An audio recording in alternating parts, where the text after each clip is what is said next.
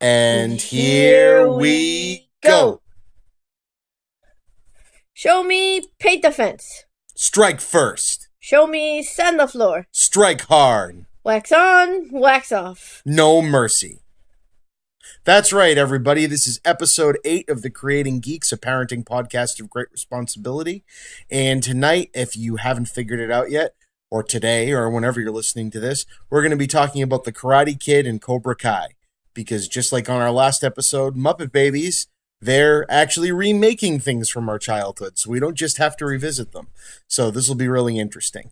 As always, you can find this podcast and other ones I work on, the Chipman Brothers Tangent and the Talkbuster podcast, to name a couple, on patreon.com/thechippa. That's patreon.com/THECHIPPA, or also on YouTube at Chippa, The Chippa Made This, which is what I'm calling it there.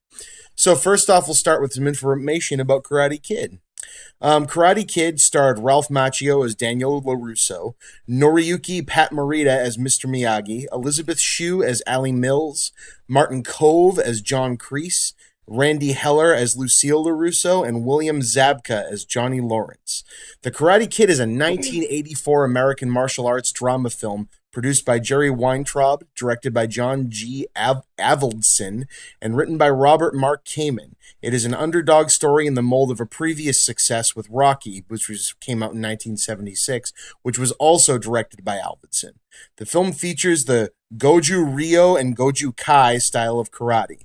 The Karate Kid was a commercial success upon release and garnered critical acclaim, earning Pat Morita a nomination for the Academy Award for Best Supporting Actor. The film spawned a franchise of related items and memorabilia such as action figures, headbands, posters, t-shirts, and a video game. A novelization was made by B.B. Hiller and published in 1984. The novel had a scene that was in the rehearsal when Daniel encounters Johnny during school at lunch. Also at the end, there was a battle between Miyagi and Kreese in the parking lot after the tournament, which was the original ending for the film and used as the beginning of Karate Kid Part 2.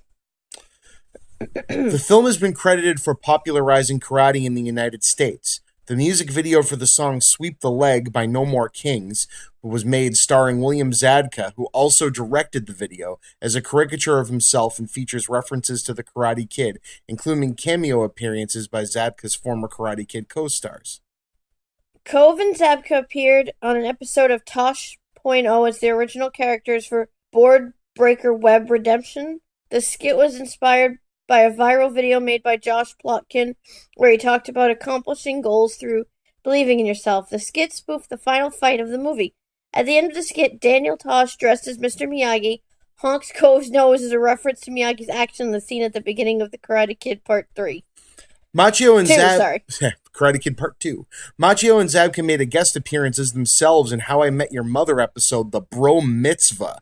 In the episode, Macchio is invited to Barney Stinson's bachelor party, leading to Barney shouting that he hates Macchio and that Johnny was the real hero of the Karate Kid. Towards the end of the episode, a clown in the party wipes off his makeup and reveals himself to be Zabka.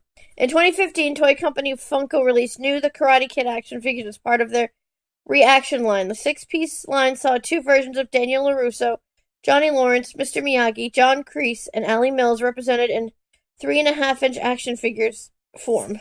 The toys were sold via retailers such as Target and Amazon.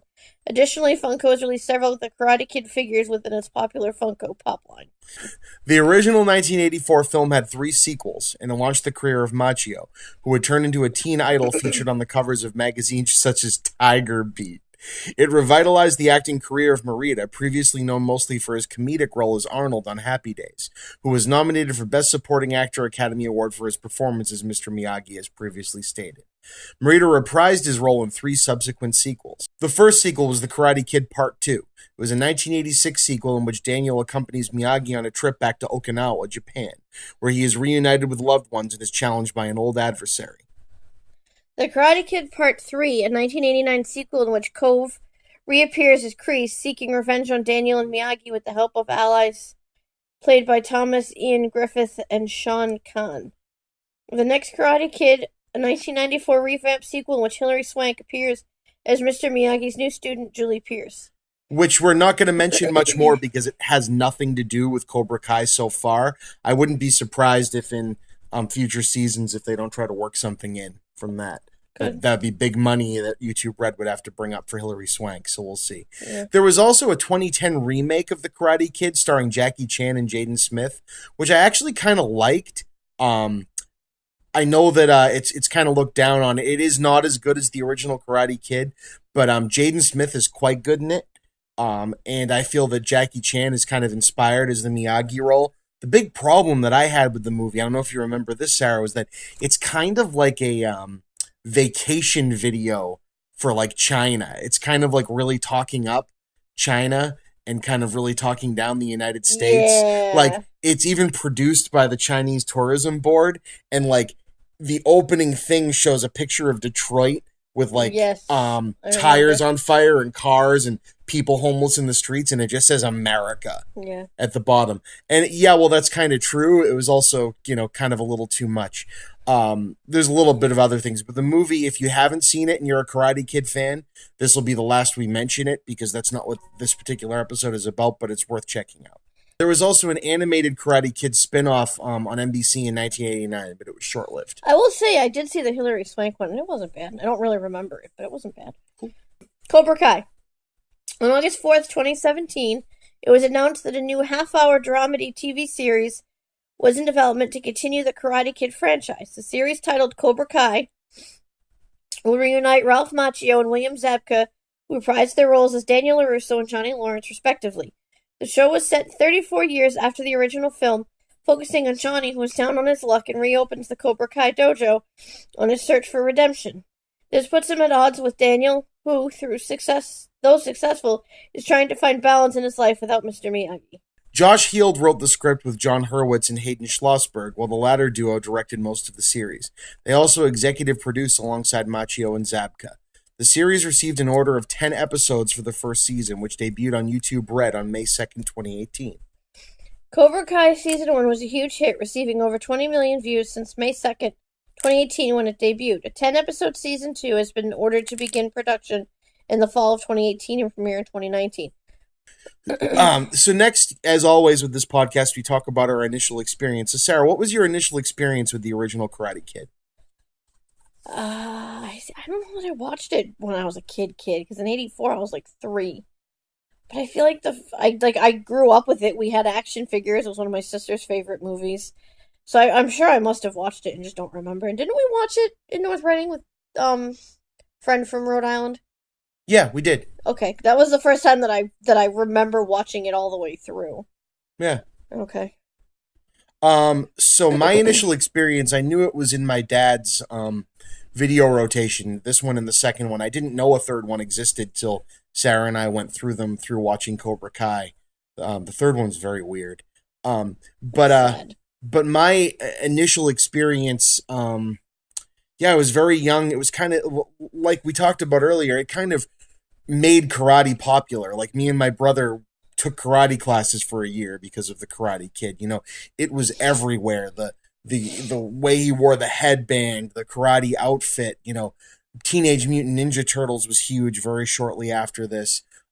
Kids wanting to be ninjas, kids wanting to be karate people. It was just very much in the psyche of the mid to late 80s. I was born in 84 when this came out, so I must have seen it later. But I gotta say, in watching it in the theater with the premiere of Cobra Kai, it was kind of the first time I remember sitting down and watching it all the way through since I was a little kid. So that was very cool to get to see it on the big screen. So I guess that can bring us to revisiting it. So, with the release of Cobra Kai on YouTube, YouTube Red did a cool Fathom event that Sarah and I went to with Sarah's sister. And we got to see the first 2 episodes of Cobra Kai before they released on YouTube, and got to see the original Karate Kid on the big screen, which was a great thing to see, a nice cleaned up print. And again, I think the movie still holds up real well. What do you think, Sarah? I love it. I'm sad that there's no more, that after the third movie, that was it with Miyagi and Daniel, and I'm excited for Cobra Kai, and I don't want to have to wait until 2019 for more. Why make me wait? Yeah, and so, looking back at that old movie, it was amazing with Pat Morita being kind of a comedic type role. His role is very dramatic. There's some goofiness to it, but the backstory of him being a Japanese man living in the United States who is a soldier against Japan in the war, is like a really, really cool backstory. There's a lot of things about pride and family and loss that are really big overarching themes that for a kind of like teen punk, not comedy, but like that kind of genre of like, the young kid outcast who, everyone's going to watch and, cool and be into, it really had a good message. It had a really good message about family and about pride and about honor that was a really great thing. And I think that really stands true to today and is very important. So that brings us up to Cobra Kai. Sarah, what are your thoughts on Cobra Kai?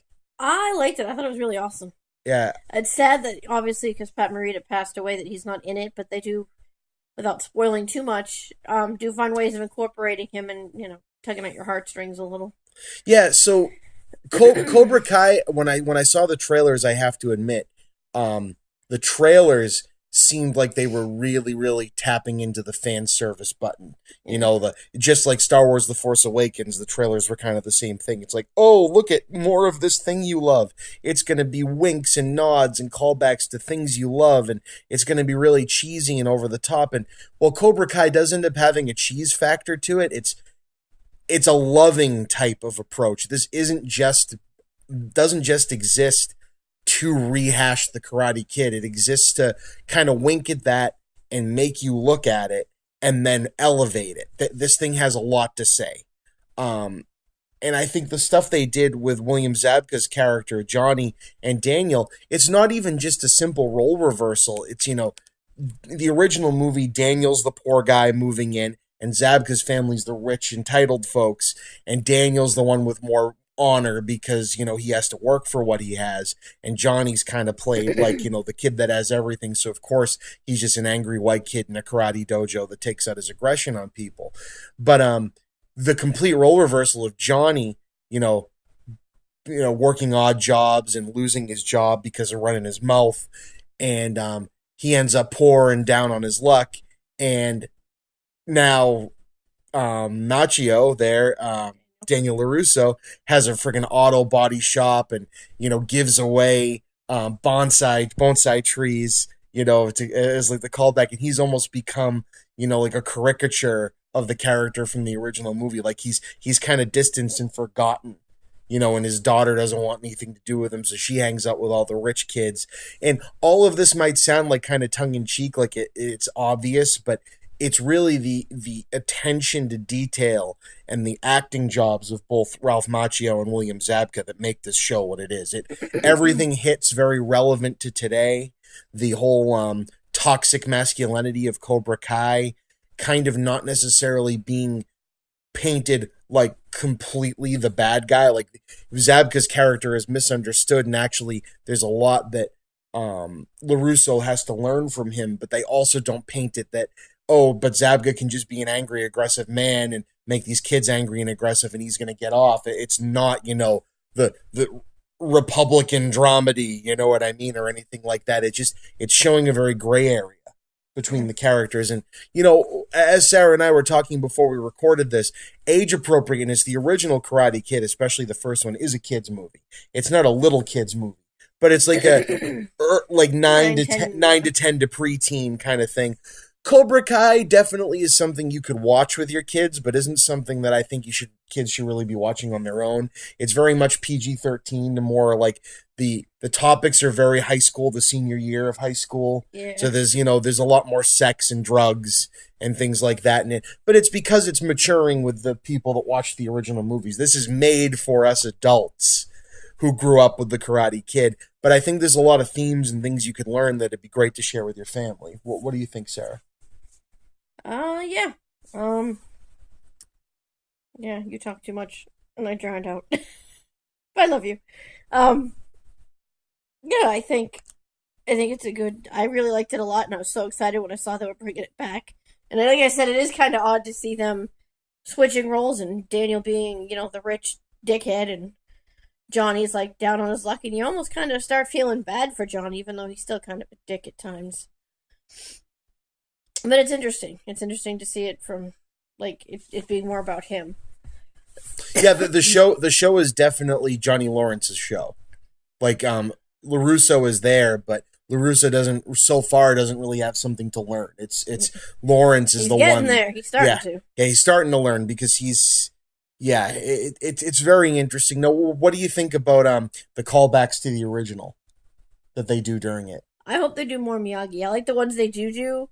And like I said, they get you. Like, have some tissues. I think it's the 5th episode, if I remember correctly, out of the 7. Yeah, where Daniel goes to visit Miyagi's tombstone, and he's got the bonsai pruning shears, and yeah, I hope they'll find more ways to bring in, because it's not the same without Miyagi, but they work him in exactly when they need to. Yeah. One of my favorite things that, as we were watching it, the three of us were screaming at the TV, "No, this is the thing we don't buy," is a brilliant little reversal of that expectation. So those of you watching this to remember the original, Miyagi does like the mystical, Japanese guy thing with his hands where he heals Daniel with the heat pressure. Does like the thing and the camera slows down and he smacks his hands together. Well, they have a similar moment, and I won't tell you who it's with, but Daniel goes to do it just like Miyagi, and like the same music kicks up and everything slows down, and he puts his hands on the kid and they zoom in and he just goes, "Medic!" And it's genius. It's absolutely genius because we all went, okay, good. Like, you knew the boundary and you didn't step over it. You poked fun at it. Yeah. And it's just wonderfully done. I can't wait for more. I hope it gets a 3rd season. Yeah, I hope it gets many seasons. And I hope they can bring Pat Morita back from the dead.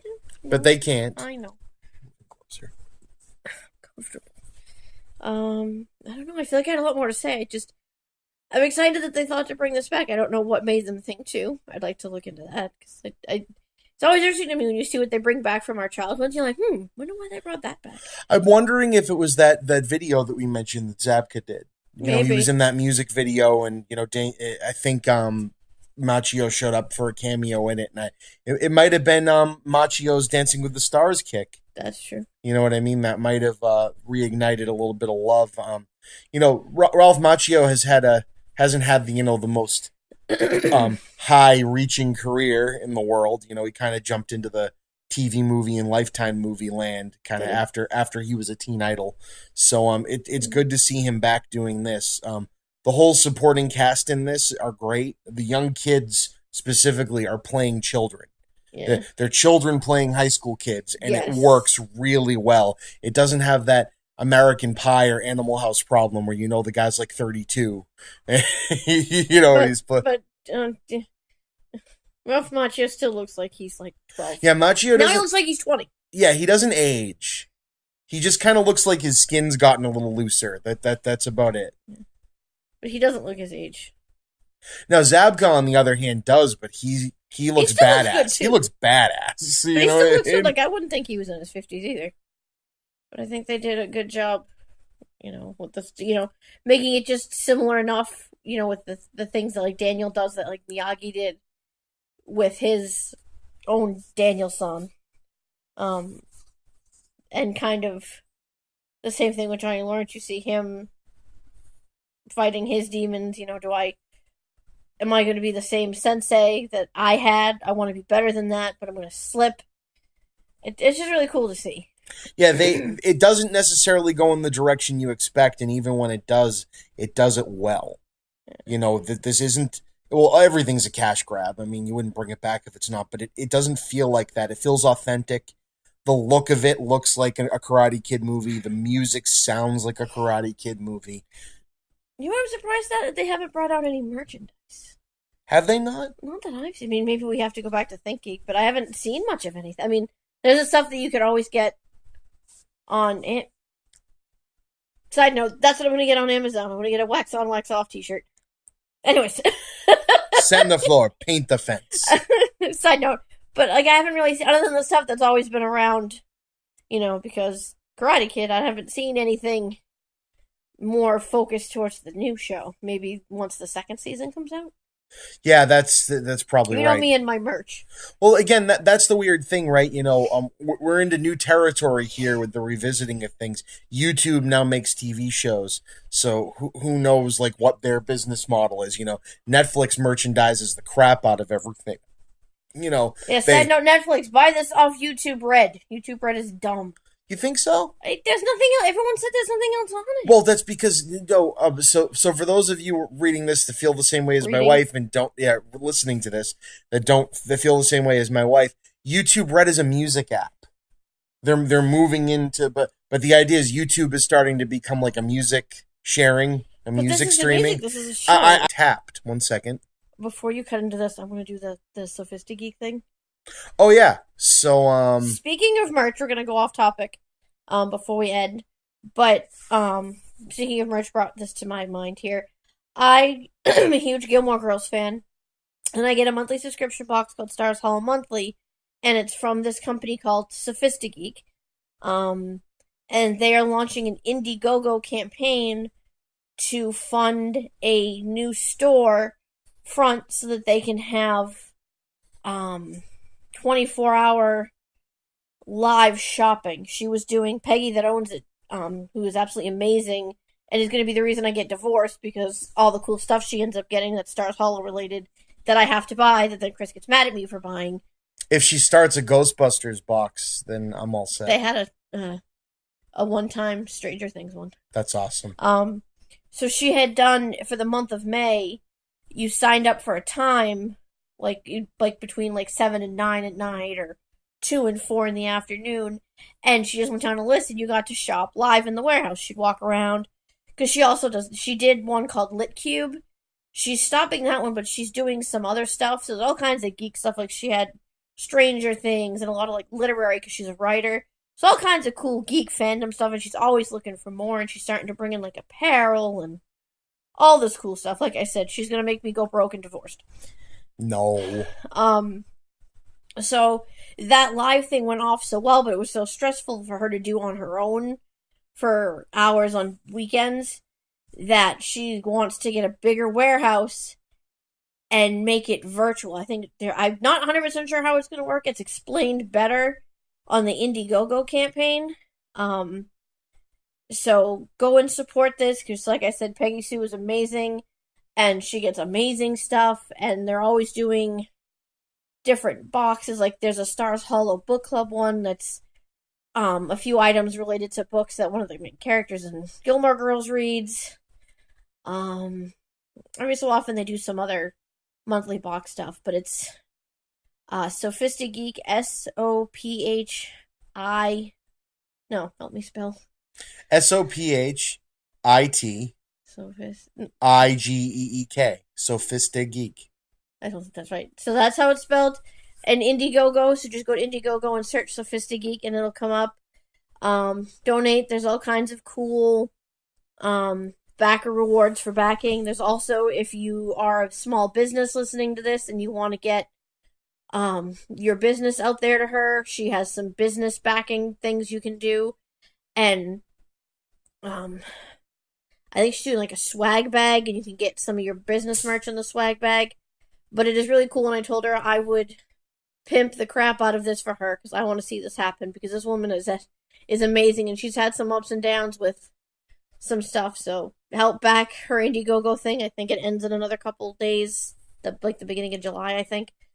So go fund her, help her make this store come true. I know they just bought the store and they're moving into it.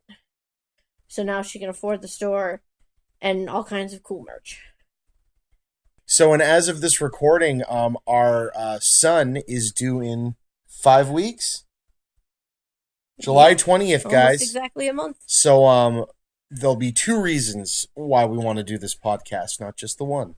So we're going to have to start doing boy-centric ones as well, or doesn't really matter because kids are awesome and they should be able to watch anything they want. So if my son wants to watch My Little Pony and Gem and the Holograms, so be it. And vice versa. Anyway, everybody, as always, post comments, topic ideas, and anything else to patreon.com/thechippa or on the YouTube page, The Chippa Made This. Remember also to listen to the Chipman Brothers Tangent and the Talkbuster podcast, also through my Patreon. And as always, there's no shame in being a geek, no matter how old you are. Wax on. Wax off. Sand the floor. You're the best around. Nothing's ever gonna keep you down. I have no idea what the next line is. Bye, everyone. No mercy.